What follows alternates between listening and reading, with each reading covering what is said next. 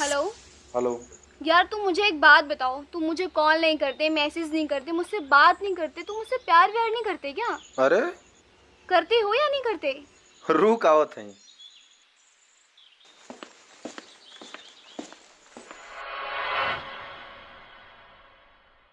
अरे अरे निदिया में तो से मिली ना, अखिया खुलते कुल टूट के बिखर जाला। अरे निदिया में तो से मिली ना, अखिया खुलते कुल टूट के बिखर जाला। अरे करे जा खाली हम ही तो दीवाना थोड़ो हई, तोरे घरवा के बहरवा से जब जब निकली ना, सरवा हमरे से किलियो के चेरवा उतर जाला। ये बोलता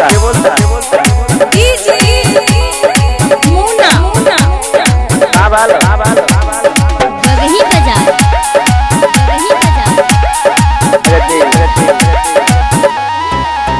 जन बड़ा बाबा बंदी ना बात कर गंदी कुल बंद बाबा जार भइल बाटे बंदी बुझला जन बड़ा बाबा बंदी ना बात कर गंदी कुल बंद बाबा जार भइल बाटे बंदी जहिया पापा जी के हाथ पकड़ा जइबो बोचोरिया में राजा पिटा जइबो पिटा जइबो चौराहा पे गोली तू खा जइबो पिटा जइबो। अरे करे जा प्यार जात और बिरादर देख के हो जाई जरूरी है का? और तो से हम साल भर से कहती कि करे जा कला भी हवा तो कहलू कि नहीं, हमार बाबूजी भी चौराहा पे गोली मरवा दिया। तो करे जा हम तो से पूछती कि तोहार बापा हिंदी पिक्चर का मिसपूरी है का? तब का प्रेमी है, पागल है, दीवाना है।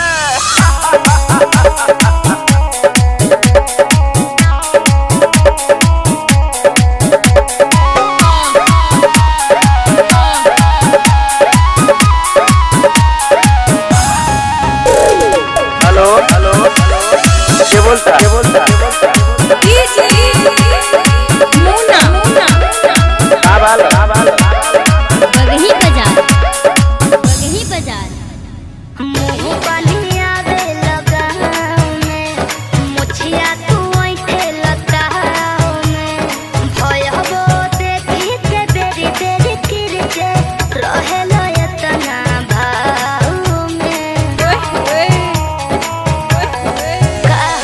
मुंह बनिया दे लगाओ में मुछिया तू ओइठे लगाओ में भय हो देखी के बेरी बेरी किरचे रहे लयतना भाव में।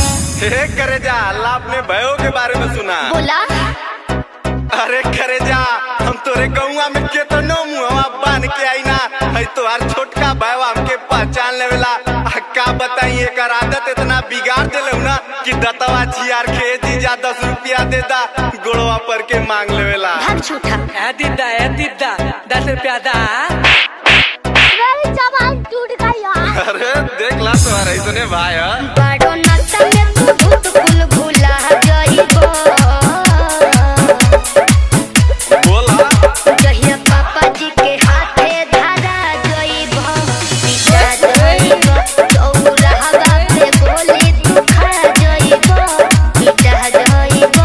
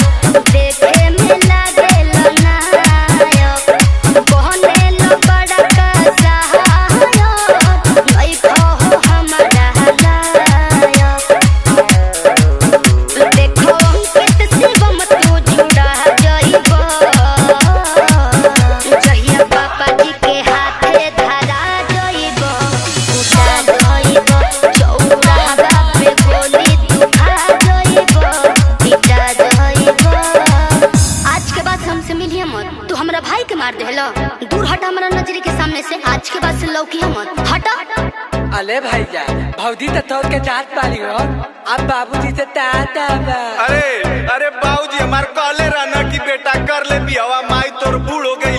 अरे भैया लोग अब कैसे समझाई अपने बाबूजी के जोने से प्यार करतनी पगली हमारे नजरिए से दूर